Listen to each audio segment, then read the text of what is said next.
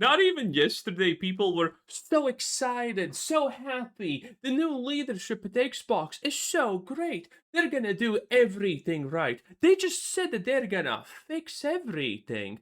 And then now everyone's in full panic mode because Xbox is shutting down one gaming studio after another. I'm sorry, I'm sorry. What did you exactly think they meant by fix everything? Because this is exactly what I expected when they said they're gonna fix everything, make Xbox profitable. What did you think? They're gonna still lose literally billions a year on unprofitable games and companies that haven't done anything useful in the past decade? Did you really think that they're just gonna let this slide? Did you really think they're not gonna shut anything down? And now people are horrified and panicking. And that's how we get videos like this from Jason Schreier. This is supposedly the video, by the way, because maybe you have already seen a clip of this video going around on Twitter where he literally says that Phil Spencer wanted studios to make bad games, and it's his fault that studios made bad games. Or something like that. I'm not quoting him. But man, this is supposed to be a wild one, boys. Hello. Today we're going to talk about Xbox, which is about to hit the reset button. As I reported on Bloomberg last week, massive layoffs are coming to Xbox after the end of Microsoft's fiscal year on June 30th. And as I reported on Bloomberg this week, studios such as Compulsion, the maker of South of Midnight, and Double Fine, the maker of Kiln and Keeper, and Ninja Theory, the maker of Hellblade, are all currently in negotiations with Xbox to figure out what happens next, because all of them are on the chopping block. And those are just the So, first of all, there's no actual negotiation. These are called subsidiaries owned by Xbox, and they have no legal right to exist if Xbox says no. They don't have any say in this, by the way. So, the things that's happening is effectively that there's maybe someone's gonna buy them, maybe they're gonna buy themselves out if they get the funding from somewhere. There's options like this because obviously it's way better to sell something off than just close it, because that selling is more money than closing. Makes sense, right? And all of these things, by the way, I just wanna point it out, boys. Pat yourselves on the back because these are all the games that we called a woke garbage slop, because they are, because they clearly are. three that I've confirmed so far. I know that there are other studios in trouble. I know that layoffs are about to hit the entire organization in a huge way. Full picture isn't clear yet. We'll find out a little bit more in the days and weeks to come. But I wanted to talk a little bit about how we got here. In 13 years, Xbox has gone from competing with PlayStation for console supremacy to hiring a new CEO who's like saying publicly about how talking publicly about how troubled the business is, and writing memos that include lines like, quote, "This cannot continue." I think it's worth noting before we start getting into the history that Microsoft is a complicated organization with a lot of different branches. Not really complicated in the slightest.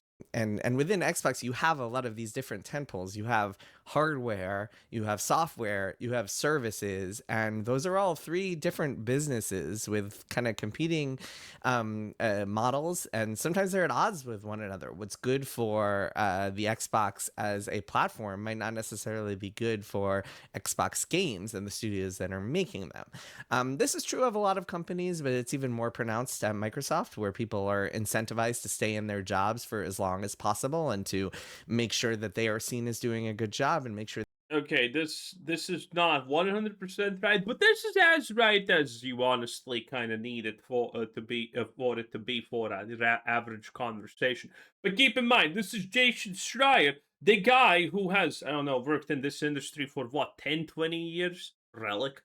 And yeah, I think he's the guy who does not know the difference between profit and revenue. Okay, I think that that's the guy who doesn't understand this. There's a very insane clip. Maybe it's another one. All these journalists are somehow extremely woefully educated. They do not rock the boat because much of their compensation, which is very good at Microsoft, is stock. And what happens at Microsoft is that their stock vests over time. They get new tranches over time, and each of it is kind of like vesting over a certain period. And so to get their full comp, they need to stick around. There's this kind of infamous program that they have called 55 and 15, which is basically if you've been there for 15 years and you are age 55 or older, you can retire, and then all of your stock will vest as a result. And so essentially, again, more incentive to just stick around at the company to keep your job. So just keep that in the back of your head as we. Yep, most companies have something like that. They don't want huge churn. And that's good and also bad. Bad because you kind of get people who don't do anything or are not actually useful, talentless losers, AK, and then they stay in the company and they kind of rot it from inside and around it because you're gonna have always someone who picks up the slack of someone who's not doing, right? And as long as that person is not doing it and someone's picking up the slack, I mean, why bother? Your life's pretty easy. Kind of go through the Xbox story. All right. So how did we get here? Let's go back to 2013. So this is the end of the Xbox 360 era. The Xbox 360 is up there with the PlayStation 3, duking it out for number one. I believe the 360 is number one at one point. I don't remember. I think they're both kind of like neck and neck towards the end in terms of hardware sales. I believe the PS3 might have slightly inched out the 360 by the end of things, but essentially. Yeah, and all of this did not matter. Again, infamous old video I made about the fact that the Xbox has no future because they had absolutely no sales, absolutely no sales power in Japan, while Japan was literally only PlayStation. And now, if you actually look at the sales, the numbers, guess which country is kind of responsible for Xbox looking dead? I'll give you a hint. It starts with J. Yes, Japan, obvious. Essentially, they were on par at that point. And the Xbox, I mean, a lot of people associate it with big hits like Halo and Gears and Forza, but it also really innovated and brought to the games industry this idea of indie games that weren't just kind of like these random garage hits that you or garage creations that you might find on your PC if you know the right file share programs to look for, but also these legitimate potential hits like Braid and Limbo and Super Meat Boy and even Minecraft. All of those games became hits in part or mostly because they were on Xbox's Xbox Live Arcade program, which allowed some of these indie games not just to be distributed to Xbox console owners, but also gave them promotion on the Xbox UI and really helped these I never heard about this. people just kind of stand out. They got support from an internal organization within Xbox, ID at Xbox, and so worth noting here that like without Xbox in this generation, indie games would not be quite what they are today. Yeah, this is the first time I'm hearing this. I mean, he's probably not lying, right? Probably Xbox did do some help with this, but how much they actually mattered, I don't know. I don't know. Considering I have never heard this, I doubt that the impact was as big, okay? Because Xbox has all of these things surrounding games that's just shit that no one likes and no one cares about. Like the inbuilt Windows feature that you get Windows games, and no one likes that. Everyone hates it. Um, Then 2013 comes along, and we have the Xbox One debacle under Don Matrick, who is running the org.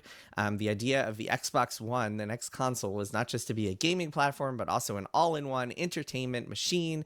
The messaging in their announcement in May 2013 is completely incoherent and inconsistent. You have executives contradicting each other in interviews because nobody really knows what's going on. It's bundled with Kinect. It's online only. Nobody is really clear exactly how that works. You have to. Was this when PlayStation destroyed Xbox by doing the how to share games with your friends ad? plug it into? Do you have to connect it to an internet connection every once in a while, every 24 hours, or all the time? Or what does that look like? It's not clear. But one thing is clear, people hate it. People revolt. At this point, I think it's worth noting today, the idea of an online-only console is more palatable. I think more people are kind of I'm pretty sure people who use consoles still hate the idea. accustomed to that notion, but back then that was not the case.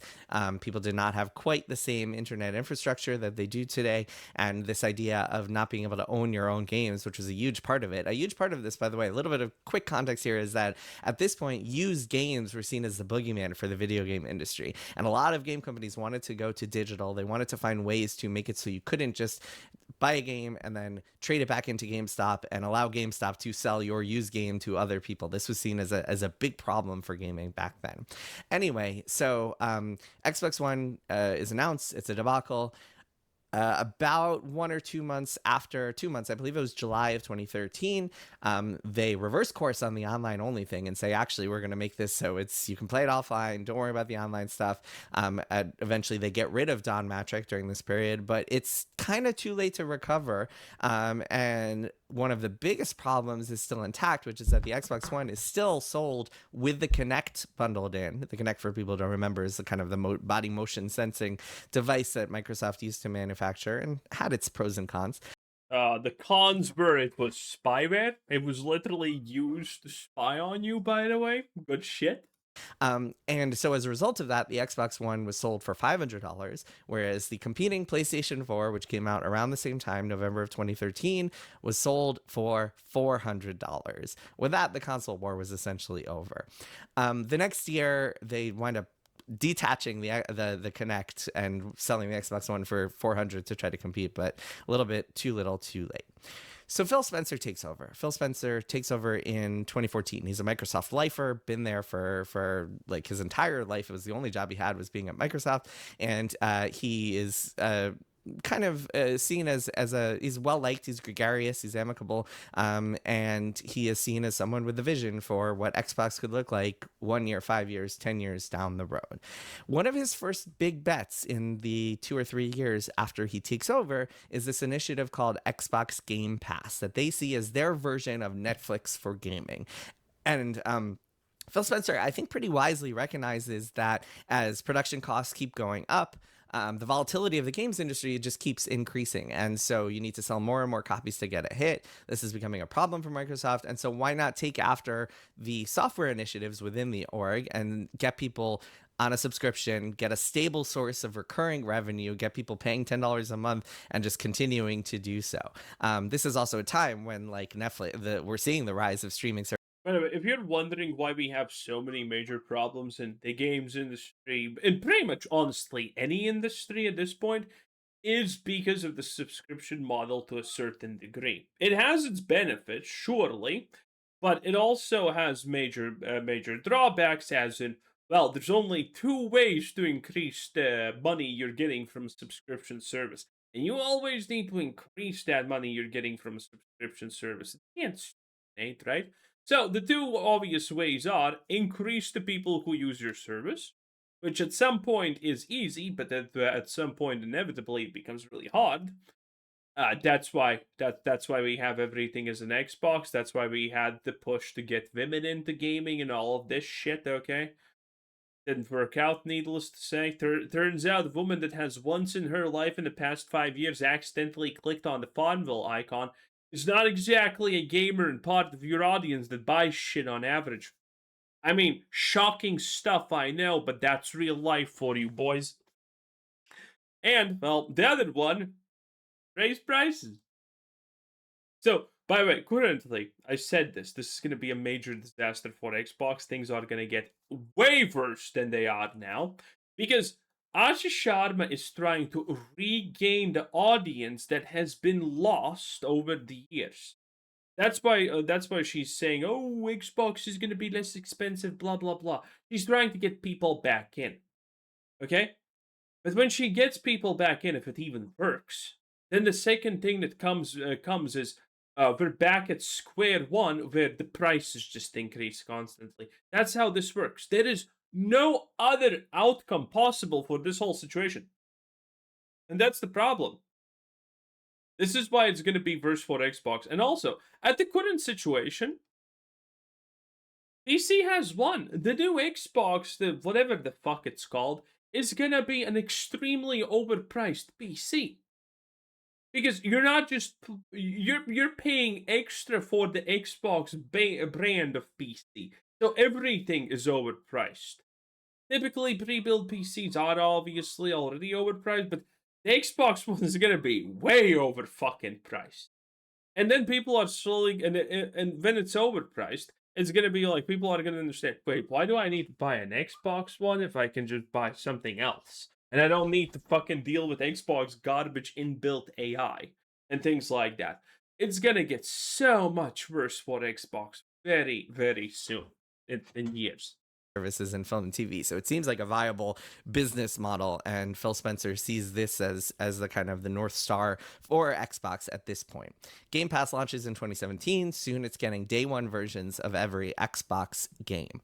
Around the same time, quick kind of side note here, with Xbox One sales struggling, Spencer decides to put all of their games on PC, which is essentially the end of Xbox exclusivity, which I think that people kind of point to the recent initiatives of PlayStation being on PlayStation and Switch as like, oh, Xbox isn't exclusive anymore. But really, this is it. Because if you can get Xbox games on PC, that means that if you are a PC user, and there are many millions of them out there, you have very little reason to buy an Xbox. More on that stuff in a bit, but let's get back to Game Pass. For Game Pass to work, it needs a lot of games, and Spencer and the Xbox org wind up paying a lot of developers to put their games on Game Pass, and those deals wind up helping a lot of developers. A lot of developers stay solvent over the years. But Yep, but initially, Game Pass happened because it was a huge new source of revenue. The Xbox could pay a lot of companies to make a lot of games, and a lot of companies just use this because it's like, hey, they're paying us enough money that we don't have to worry that we sell one copy or a million copies. We're still making the second game no matter what.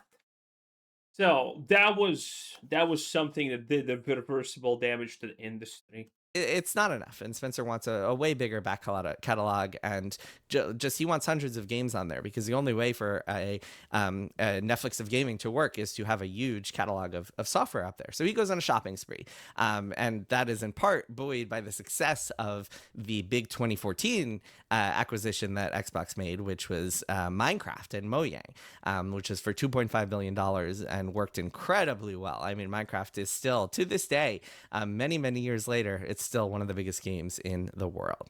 So 2018, 2019 era, he buys Double Fine and Compulsion and Obsidian and Exile and Ninja Theory and a whole bunch more. Playground.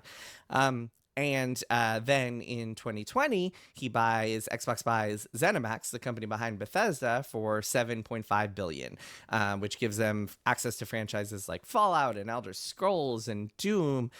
Essentially takes this massive third-party publisher and puts them into the Xbox umbrella. And one of their first things that they say is like, hey, we're going to put all these games, they're going to be they're all going to be day one on Game Pass. They're all going to be part of our just kind of broad strategy. We're going to put them on Xbox and PC. Part of the arrangement behind all of these acquisitions is that these studios get to keep their autonomy. ZeniMax becomes its own entity, or stays its own entity, still reporting to its CEO, Jamie Leader, while studios like Double Fine and Obsidian turn into what's called limited integration studios. They're told, make great games, take risks, try to win awards. It's okay if a game It's literally just the name, by the way. It's not even a real thing. It's not a real thing, like, literally.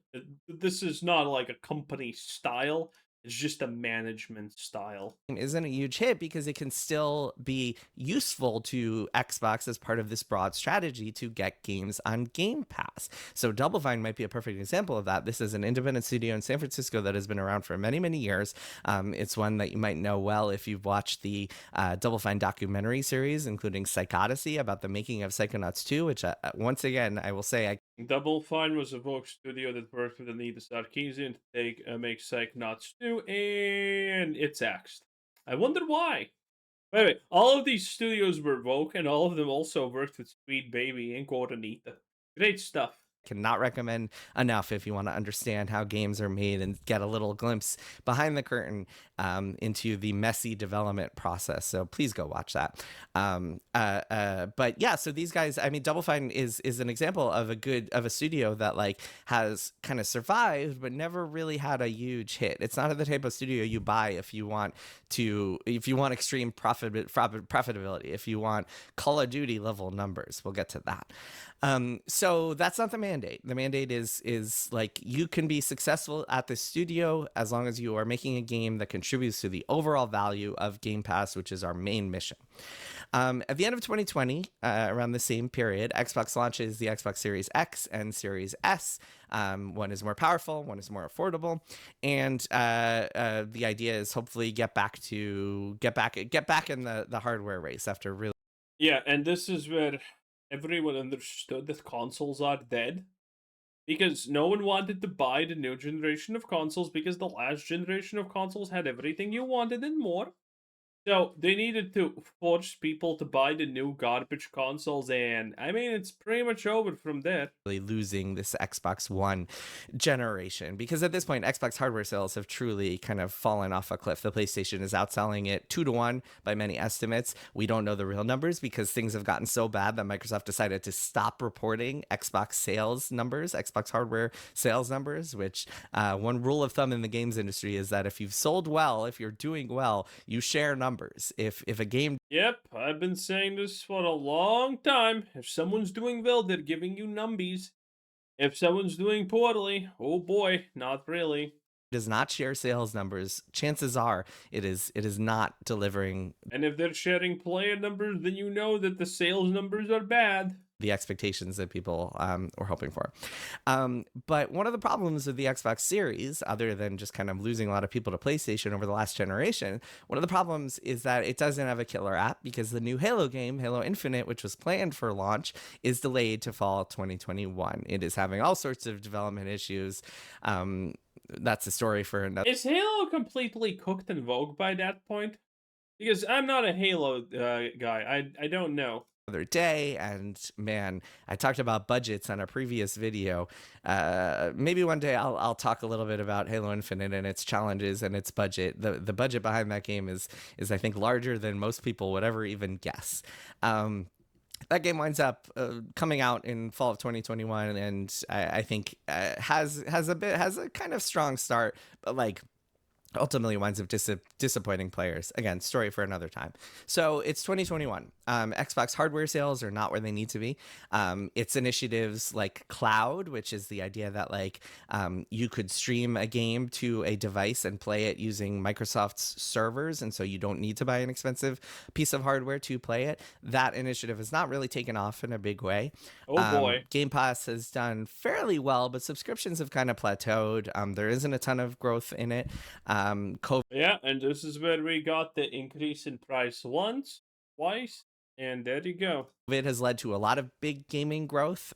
Interest rates are at zero. A lot of crazy. By the way, I never talked about it, but the last time that they increased prices for Game Pass, it probably was a complete fucking disaster.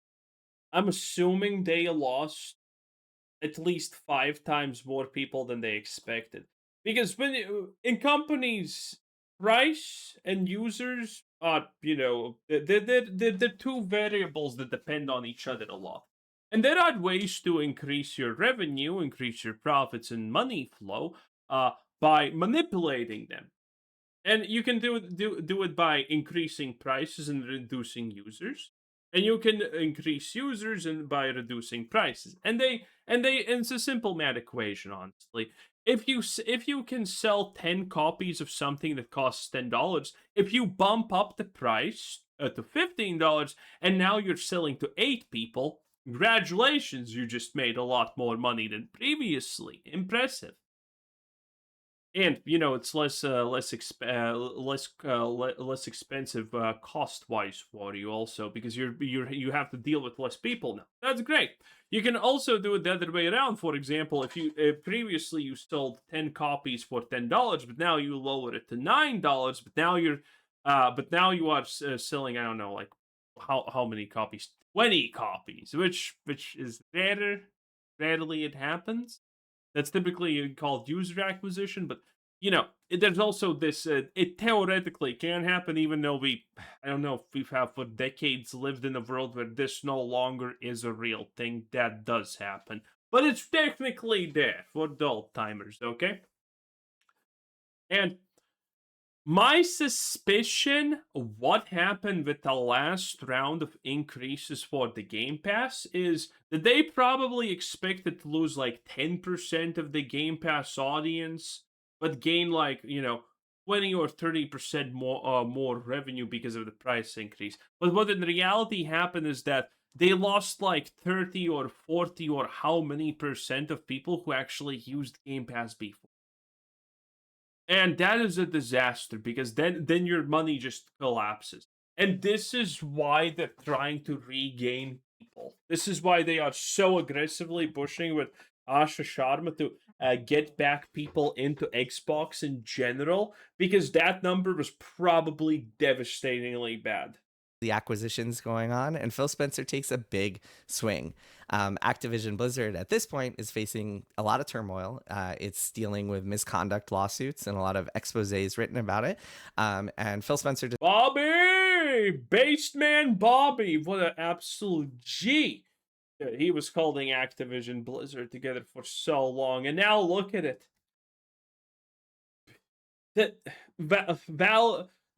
Dude, look at it. It's Overwatch is so gay than just being a normal gay is the most straightest thing ever in that game. It is a disaster.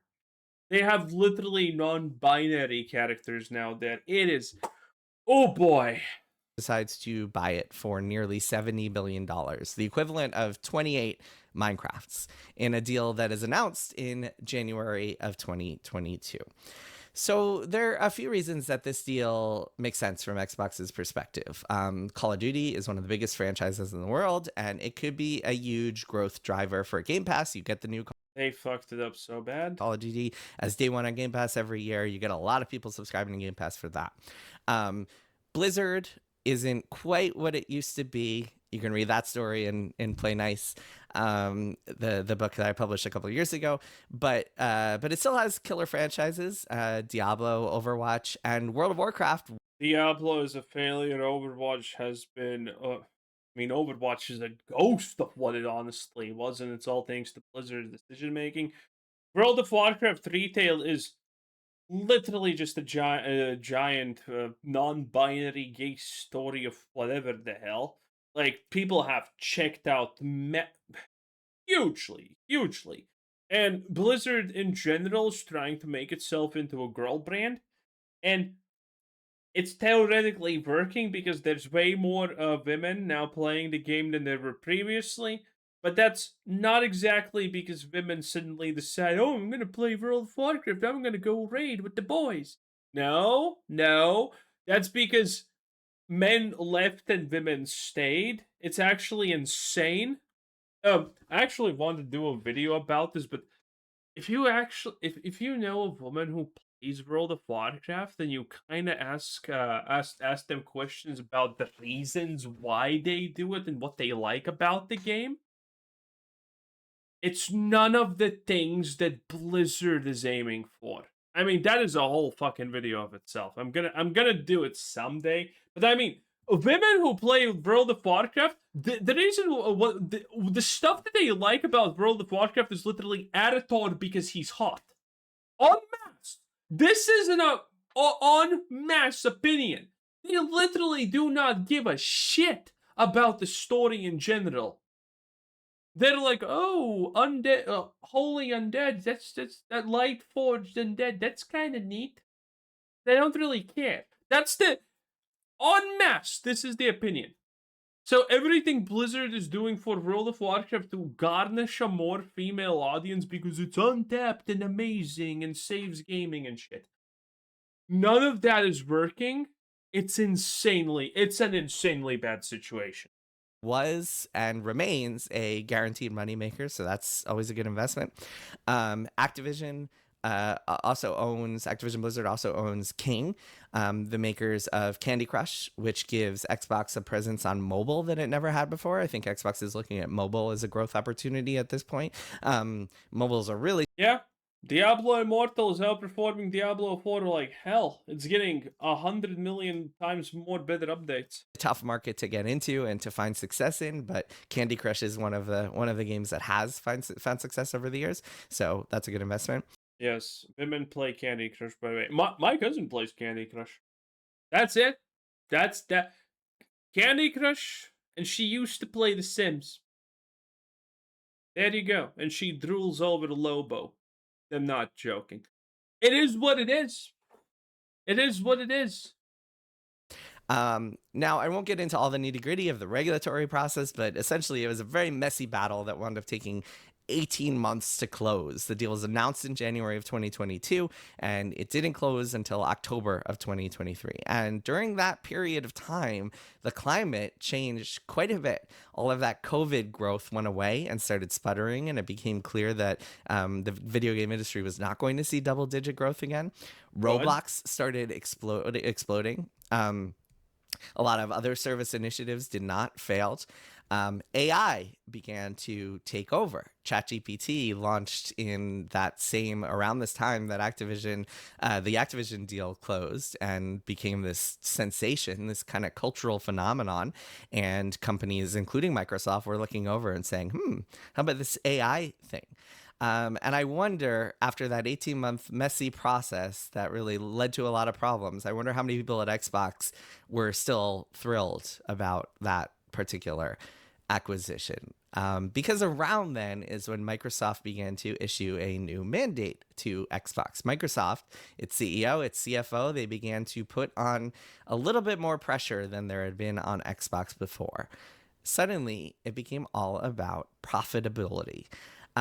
Because Microsoft is looking over, and between the $69 billion acquisition, a lack of Game Pass growth, and this newfound focus that Microsoft wants to have on AI, they say, hey, we want to see a more of a return on this massive investment that we made into Xbox. And by the way, I think that like $69 billion is a huge number. $69 billion is an incredible amount of money that Xbox wound up paying for Activision Blizzard.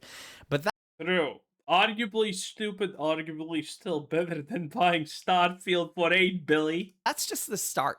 Like the actual number that you are paying is so much bigger than you could even imagine, because in addition to what you're paying for the acquisition itself, whatever closing costs and regulatory like lawyer costs for the regulatory battles that come with it, you are also bringing in Not true. The number you're paying for it is the number you are paying for it. Blizzard did I'm so tired of these. I'm so tired of people misunderstanding how lawyers work in big companies. Big companies don't typically. Big companies are used to dealing with this. You know what? You know the two biggest divisions in Microsoft? One, accounting. It's always accounting for every major corporation. It's always accounting. Even in lawyer firms, the biggest part is accounting, and then it's lawyers. Okay, these are the two groups of people you have a lot of in every big company, because you have to deal with a lot of shit constantly. They I don't know how much they spend. They probably did actually get some services from professionals in specifically that area, but they probably didn't spend a lot because they already have lawyers doing a bunch of things for them. thousands, 10,000 new employees who all need to be paid and managed. And you need managers within the Xbox org to spend their time watching over that org. No, untrue. And suddenly your entire org. This is not what you are accounting for in an acquisition. You are already acquiring an already existing company with inbuilt infrastructure. You don't fucking have to hire 10,000 Xbox losers to now deal with whatever Blizzard was dealing with. You don't. Untrue. Organization is way more expensive than it was a year ago, and those costs are not going away. They are continuing. So you got to consider that as well. If you want to know more about burn rates and why these game companies cost so much to operate, check out my previous video about why games cost so much to make. But basic rule of thumb, In general, yes. Just people you hire. is that it used to be about $10,000 per employee per month. That number has gone up. I think it's closer these days, especially in expensive cities, to 15,000, maybe even 20,000, somewhere between those two. And that number is not just salary, it also includes overhead and costs associated with employees. You can kind of fold rent into there, office rent into there. Benefits here in the US, employers have to pay a lot of money for health insurance and other benefits, including 401k matching and other things that employees like to have and deserve to have. So huge burn rate that is coming along with that 69. Yep, it's the workers. It's your fault the multi-billion-dollar companies are struggling. Think about your greed. Disgusting. Okay? Leave my billion-dollar company alone, meme. There we go. $9 billion acquisition cost. Also, Jason, you're starting to bore me. Can we get to the part where you call Phil Spencer an idiot? And like Perfect Dark and Everwild and Blackbird, which is the code name that I reported at Bloomberg for the project that ZeniMax Online Studios was working on. They made Elder Scrolls Online, and they were working on this Blackbird thing, which, by the way, so I've seen footage of that game. It's pretty cool, and it's an online shooter. Of course it fucking is. I mean, what else could it be? Destiny just died. And if Xbox had a game like Blackbird ready to go to kind of fill that void that Destiny has left, man, that could have been a hit. I've Not happening. heard nothing but good things about that game. ZeniMax Online is the company that is currently pretty much primarily responsible for Elder Scrolls Online. A game that literally made the Elder Scrolls gods canonically trans. And that have watched pretty much every story of every order, every class in the game as some kind of gay allegory. I wish I was, by the way, fucking joking, but no, that's actually what they have done. It's really bad. Some of the people who are that game, granted, big, very expensive project, spent a lot of time in development, was having struggles of its own, but everything I've heard about that game is so positive that it's really Surely. harder to get straight answers. Remember at the beginning of this how I mentioned that Microsoft is this big, complicated organization with a lot of different tentacles, a lot of people who have different goals, and kind of if Xbox had a game like Blackbird ready to go to kind of fill that, having struggles of its own, but everything I've heard about that game is so positive that I'm dabbling with Switch and PlayStation. Is this it? Man, did we miss it? Did I just space out and not hear when he blamed Phil Spencer for all the games sucking? Figure out like why you're hearing different things depending who you ask. Remember at the beginning of this how I mentioned that Microsoft is this big, complicated organization? It is messy. The last couple of years at Xbox have been quite messy. People start openly questioning Game Pass and talking about how it cannibalizes their sales. And my colleague Cecilia D'Anastasio at Bloomberg has reported on the huge numbers that are estimated, hundreds of millions. Yep, we knew this. Putting Call of Duty on Game Pass was a retarded idea.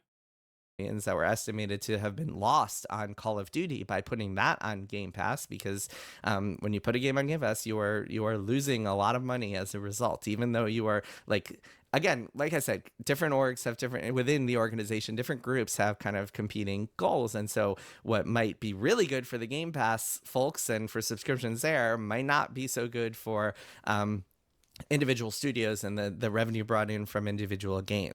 Okay, he's kind of not representing how bad the department war is in giant companies. Let me give you a real life example how bad the situation can be in these companies, because every single branch where it splits has its own goal. Every single division has their own goals, which, their bonuses rely on and things like that, what they need to achieve in a year. And if they don't, well, shit, maybe you're losing a job or two. It happens. And this is the example of how bad things are. So this is from real life. This is from my own experience. There is this place that retail sells stuff. Okay, and there's multiple locations where it sells stuff, and that is one branch. It's retail. Very simple. Right? And their objective is just to sell stuff. It doesn't matter where. It doesn't matter what. You're just supposed to sell stuff. The more, the better. And you have a KPI that says you need to sell this much. Simple, right? And, well, that's just one part of the organization. The other one is, fuck, well, what's it called in English? Housing overview? Land overview? So, well, whatever. And it doesn't matter what they're called. And their job is to make the company overall more profitable. And the way that they do it is they take locations that are not profitable enough in a sense and remove it. And they don't give a shit what they actually remove, because their goal is to their goal at the start of the year is literally said, okay, you need to shut down 20 locations because we're trying to localize everything into major points. That's kind of what's happening. So they're going to close places that are not profitable, but they don't give a shit if they're actually profitable. They just need to close places. And so retail is selling stuff, and retail improves things. This is a real thing again. Retail improves their sales in current locations, and those locations are now profitable. In fact, they're pretty good all of a sudden. It is what it is, baby boo. And the people whose job is to shut down locations, they don't fucking give a shit that that location is now profitable. Their job is to shut down things. Their bonus matters that they shut this down, and they already plan to shut it down. So now they're objectively doing a function that's gonna harm the business in general. But considering they only care about themselves, they don't give a shit about the fact that the business is gonna suffer as a whole because now you're shutting down a profitable location. They just need to shut down locations because that's their job. That's it. That's it. And you can't go to the CEO, you can't go to the fucking board and get this fixed, because every board member is overviewing a part of these things, aka their own subsidiaries of the company, their own parts, okay? And the person overviewing the part that is closing currently, places that are making now revenue, doesn't give actually a shit about the fact that it's damaging things in general, because that's not his part of the equation. And everything gets fucked because of things like this. It truly is a dog-eat-dog world out there on some degree. By the way, just a little quick side note is that, like, the way the accounting works at Xbox is that you have if you're a game studio, you have your P&L, and the org actually attributes a certain amount within that P&L as like revenue, imagined revenue, essentially, for what you We are not listening to anything Schreier has to say about revenue. Game Pass for a month or two instead. But okay, I feel that this is kind of the end. Damn. I wish we got the Spencer thing. Anyway, that was Jason Schreier, 10 out of 10. Like the video right now. Thanks for listening a second. It helps out a lot, and thank you for everyone who does. And have a nice day. Bye-bye.